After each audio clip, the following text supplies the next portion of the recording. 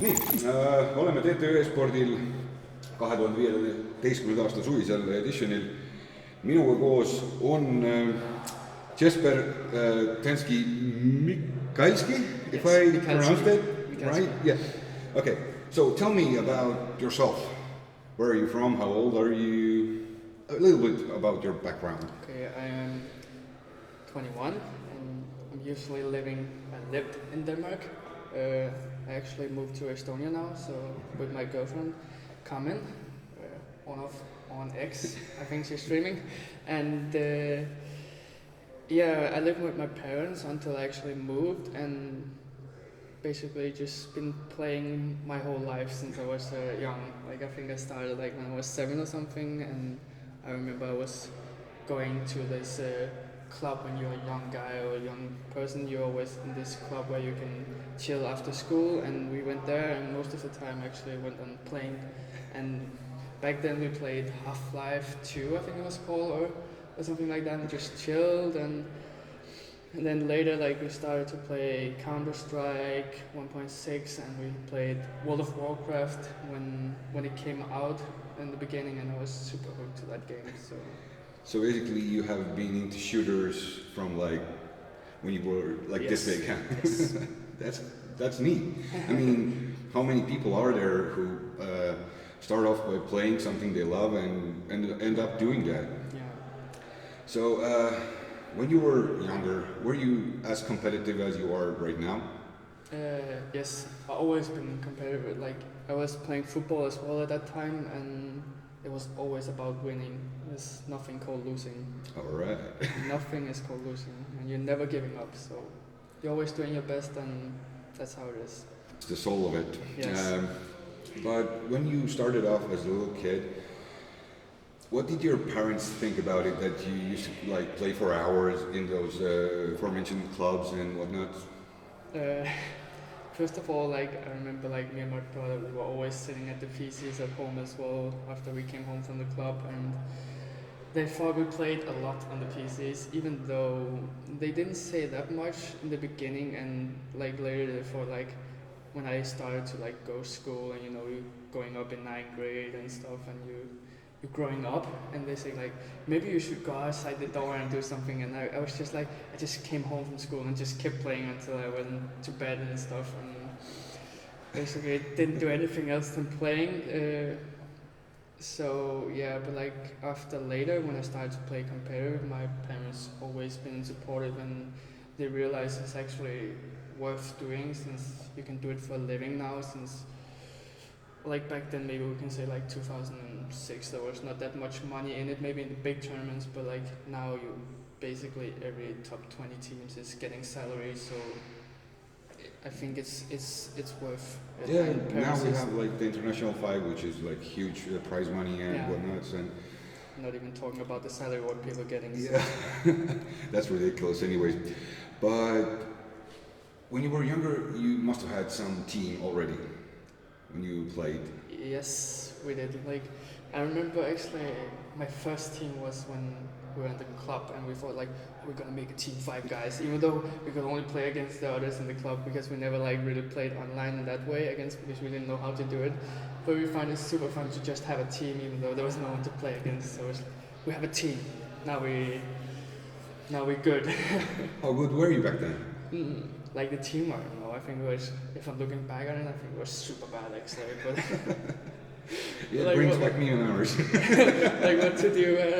Like I think it was super bad. If you're looking now, I think like what the fuck. Yeah. But you have any sorts of like favorite map in Counter Strike? I do. I actually have a lot of favorite maps, and like I like Mirage a lot. Mirage, I think, is a cool map, and it's open, and it's easy to like a CTST. It's easy to get like some peaks around on the map, like get some kills quick. So I actually like that map a lot, All right. and definitely not Inferno. Why? I think it's too closed, and the CT just have to use the smokes correctly, and then you basically just lock down. I think so. I feel for me it's at least super hard to get any kills on the T side, so I feel like I'm kind of just useless running around and dying, basically. Who do you look up the most in gaming world? Maybe some old gamers? I mostly like to look up to the newer ones because like if you're looking in the past then you're thinking like, oh, that was a past game or something like that.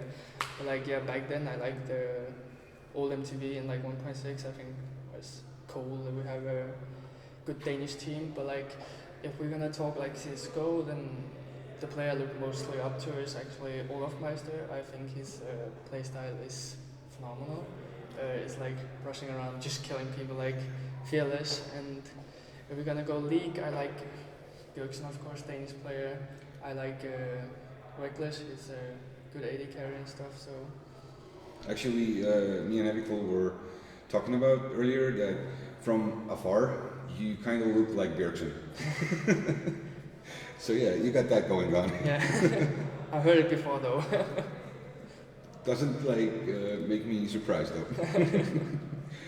But let's see. You do like Olafmeister, Yes, so you would rank him in the top one, I guess, in your top one tier teams as well. I would. You would. So, what would be your top five teams in CS?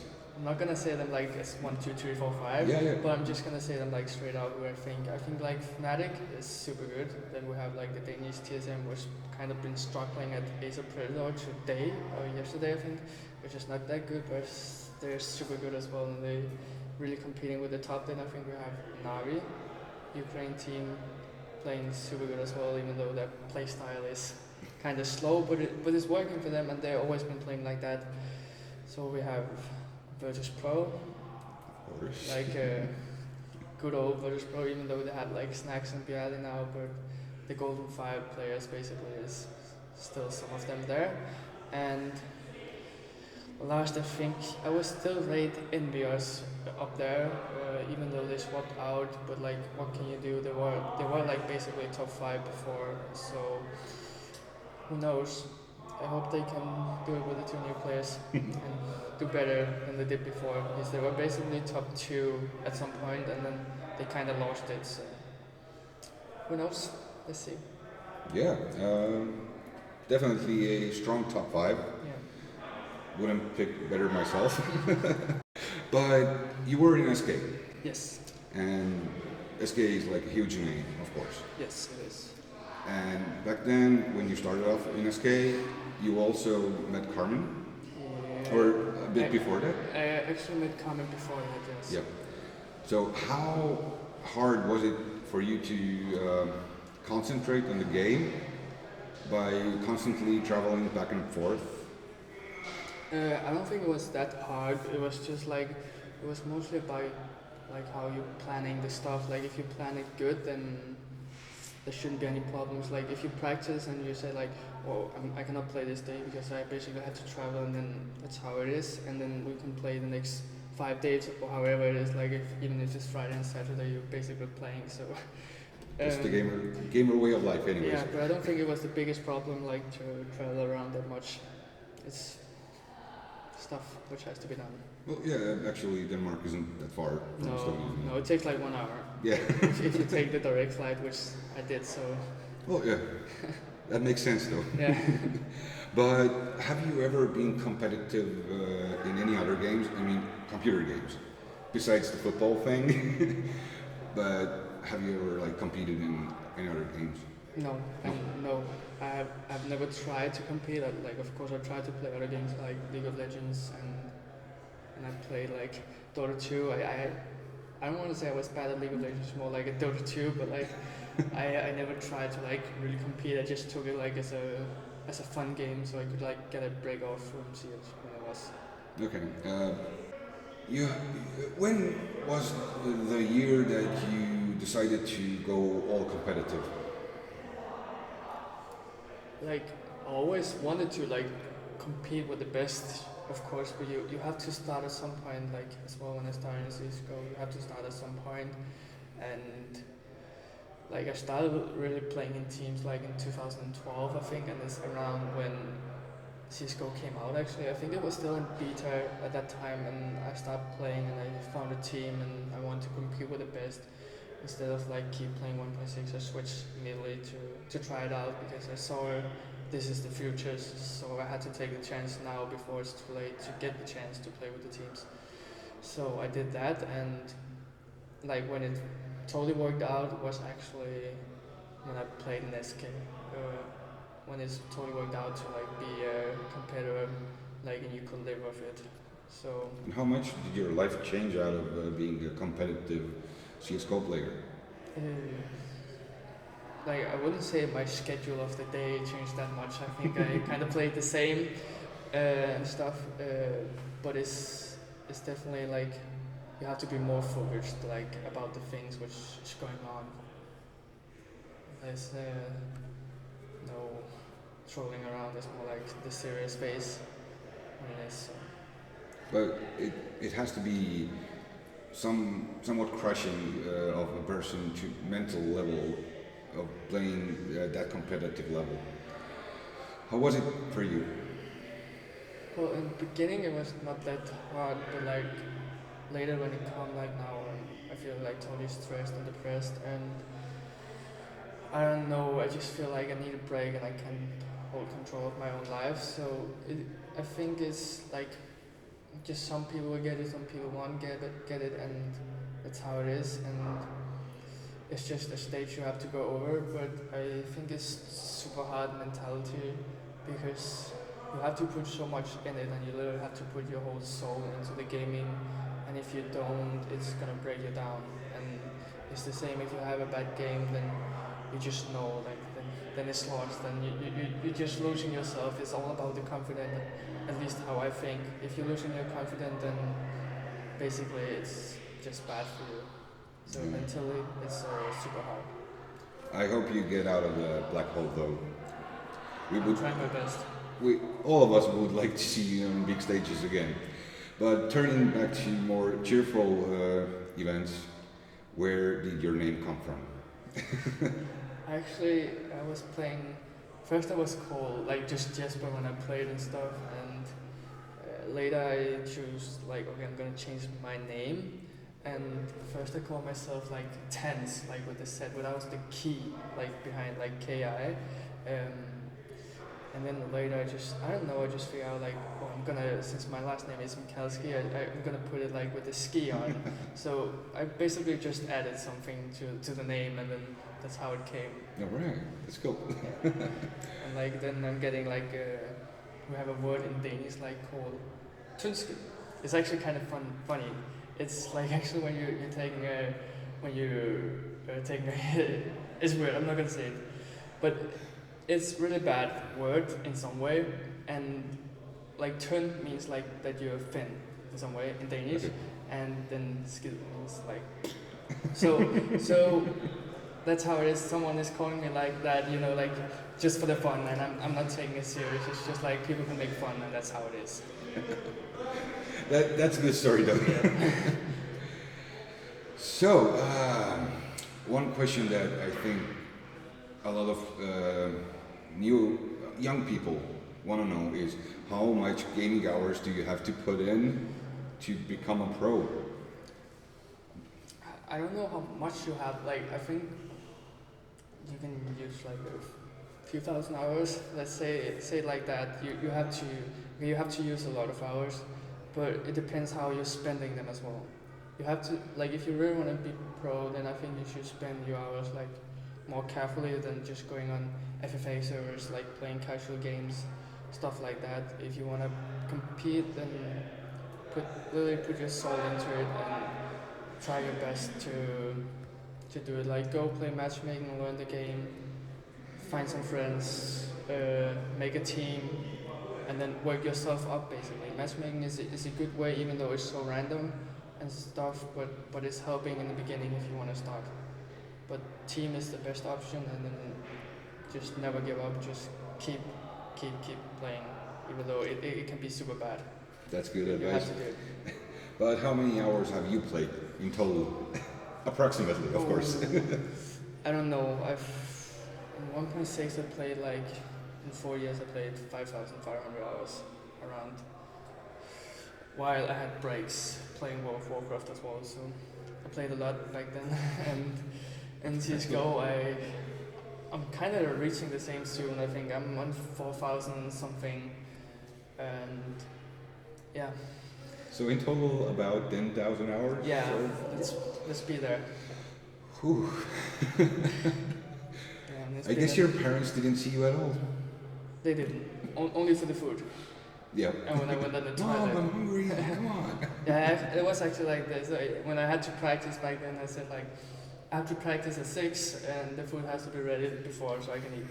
And she did it. So You have a great mom. exactly. You mentioned before that you can make now money off of gaming. Yes, So it's a viable career option for you. it is. But what happens when you turn 30? Is it viable to continue as a coach or a manager or esports commentator or? Yeah, I think it is actually. It depends how you're gonna do it, because I think if you want to stick to the esport, you kind of have to be there the whole time and not like taking those breaks, like go out of it. Like if you see someone like now we saw Sonic from 1.6, he going back and he's coaching Team Dignitas, and he was like in the MTV team, and I think he's been off for like a few years since CS:GO almost came out, but now we see him back, and I know for a fact that he's getting the salaries, and he's up in the age as well. So I think like even though he took a break, he could use his name to actually come back and maybe do a living for those things. So I think it's worth it, but don't like take a break and try to stick into esport. And it's not only like coaching and casting. You can make your own organization and try to build up, because that's a living way as well. Like you see a huge organization, where they're getting the money from? They're getting from sponsors. But of course, like if you're the owner, you're getting something yourself because you have to make this run. So there's a lot of way to make a living way out of esport overall. So in about 10 years, we will see you coach some team. I don't think I will coach anyone in 10 years. I'd rather like say if I'm gonna coach anyone, it's gonna be like in between this next 5 years coming, if I'm not playing. So All right. it's gonna be either that or gaming myself. So. But now it's time for my question that I just wanted to ask you. You have been living with Carms now Yeah. in Estonia, Yes. which is a smaller country and whatnot, and you come from a bigger country and bigger language. And has Carms taught you any Estonian words or sentences? We're actually teaching each other like a few words, but it's not that many. It's more like when she's talking like with the cat, or we're actually watching TV and there's the subtitles, then I'm listening like what they're saying in the English, and then I'm like trying like small words like in the subtitles and trying to like, oh, that's what it means, and then I know it. But if you type it or anything, then I basically don't know it, but I only know if I hear it or something. Okay, but do you have it in your plans to learn Estonian? I do. It's a tough language. It is, but I think Danish is harder for you, because how we're Maybe. pronouncing the letters in the alphabet is totally different how we say it in the words, so it's not like straight up.